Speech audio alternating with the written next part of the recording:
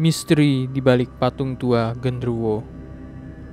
Di sebuah desa kecil yang terletak di lereng gunung, hiduplah seorang pemuda bernama Adi.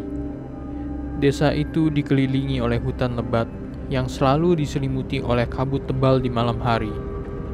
Meskipun banyak penduduk desa yang menghindari hutan tersebut, Adi selalu merasa penasaran dengan apa yang ada di dalamnya. Setiap kali malam tiba dan kabut mulai menyelimuti hutan, Adi merasa ada sesuatu kekuatan yang memanggilnya untuk mengetahui misteri yang tersembunyi. Suatu malam, semangat pemberani Adi tidak bisa ditahan lagi. Dengan hati yang berdebar-debar, ia meninggalkan rumahnya dan memasuki hutan yang dianggap angker itu. Kabut malam menutupinya seperti selimut, membuat pandangannya terbatas. Langkahnya terus berjalan, terdengar suara langkah kaki yang seolah-olah mengikuti di belakangnya. Adi mencoba membuang pikiran tersebut dan tetap fokus pada tujuannya. Tiba-tiba cahaya lemah menerangi jalannya. Ketika Adi mendekat, ia melihat sebuah gua yang sebelumnya tidak pernah ia lihat. Ketika ia masuk ke dalam gua itu, ia tercengang oleh pemandangan yang ada di dalamnya. Di dalam gua itu, terdapat patung besar berwujud makhluk berkepala gundul, berbulu, dan memancarkan aura yang mistis.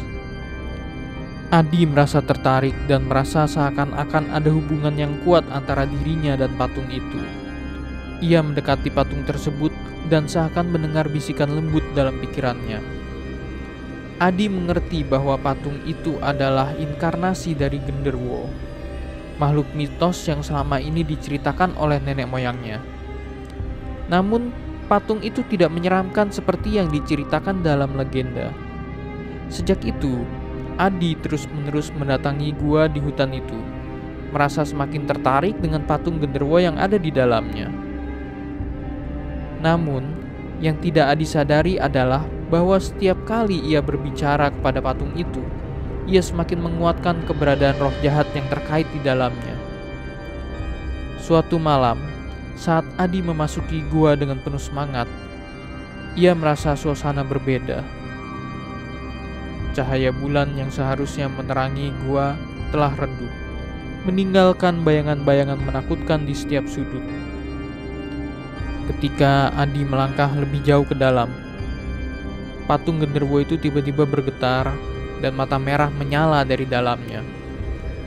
Suara mendesis menggema di gua, mengisi telinga Adi dengan ketakutan. Tiba-tiba, udara menjadi dingin dan angin berhembus keras. Adi merasa dirinya tidak sendirian. Ada sesuatu yang mengintai di kegelapan. Sesaat kemudian, Genderuwo keluar dari patung tersebut.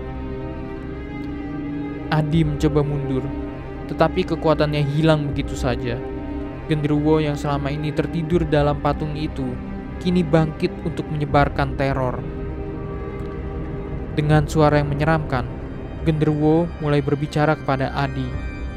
Ia mengungkapkan ambisi jahatnya untuk mendominasi desa dan menciptakan ketakutan di antara penduduknya.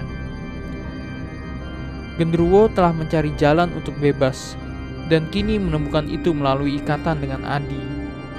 Ia menggunakan energi dari rasa ingin tahu Adi untuk memperkuat dirinya. Adi merasa terperangkap dan ketakutan. Kekuatan-kekuatan supernatural Genderuwo membuatnya tidak dapat bergerak. Semakin lama, Adi merasa semakin lemah dan terjebak dalam pengaruh gelap yang kuat. Saat Adi berjuang untuk melawan kekuatan jahat Genderuwo, sebuah cahaya samar-samar mulai menerobos masuk ke dalam gua. Cahaya itu semakin lama semakin terang, dan tiba-tiba muncullah sosok yang dikenal sebagai Ki Jarwo, seorang dukun sakti yang tinggal di desa itu. Dengan kehadiran Ki Jarwo, atmosfer gua berubah dan kekuatan gelap Genderuwo terasa terkekang. Ki Jarwo menghadap Genderuwo. Ki Jarwo menghadap Genderuwo dengan wajah tegas. Ia memiliki pengetahuan dan kekuatan untuk melawan kejahatan supernatural. Dalam pertarungan yang seru dan penuh ketegangan, Ki Jarwo menggunakan mantra-mantra kuno untuk memerangi genderuwo. Kedua kekuatan itu bertempur dengan keras, menghasilkan kilatan cahaya dan suara dentuman yang menggetarkan dan mengerikan. Sementara itu, Adi yang telah mulai mengumpulkan sisa-sisa kekuatannya, merasa semangat untuk melawan pengaruh jahat genderuwo. Dengan tekad yang kuat, ia melawan rasa takut dan melepaskan diri dari ikatan yang membelenggunya. Ia berdiri di samping Ki Jarwo, memberikan dukungan moral dan energi positif. Pertarungan sengit terus berlanjut, dan dengan gabungan kekuatan Adi dan Ki Jarwo, akhirnya mereka berhasil melemahkan genderuwo. Dengan ledakan cahaya yang kuat, genderuwo terdorong kembali ke dalam patungnya. Goa yang sebelumnya gelap dan mencekam, kini bercahaya kembali dengan kehangatan. Setelah pertarungan yang melelahkan, Adi dan Ki Jarwo duduk di dalam gua dan bernafas lega. Ki Jarwo menjelaskan bahwa keingintahuan Adi dan keinginannya untuk mengetahui lebih banyak hampir mengakibatkan bencana besar. Ia mengajarkan kepada Adi bahwa tidak semua hal yang misterius harus diungkap, dan beberapa rahasia lebih baik tetap terjaga. Dari pengalaman mengerikan itu, Adi belajar tentang pentingnya batas-batas alam dan kebijaksanaan dalam mencari tahu hal-hal yang tidak diketahui. Ia berterima kasih kepada Ki Jarwo atas pertolongannya dan bersumpah untuk lebih hati-hati dalam bertindak.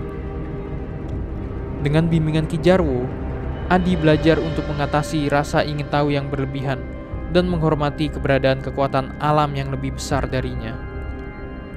Kisah ini pun menjadi pelajaran bagi seluruh desa, bahwa tindakan ceroboh dan keingintahuan yang berlebihan dapat membuka pintu bagi kegelapan. Tetapi dengan bijaksana, pengorbanan, dan bantuan yang tepat, bahaya dapat diatasi dan kebaikan akan selalu berada di atas segalanya.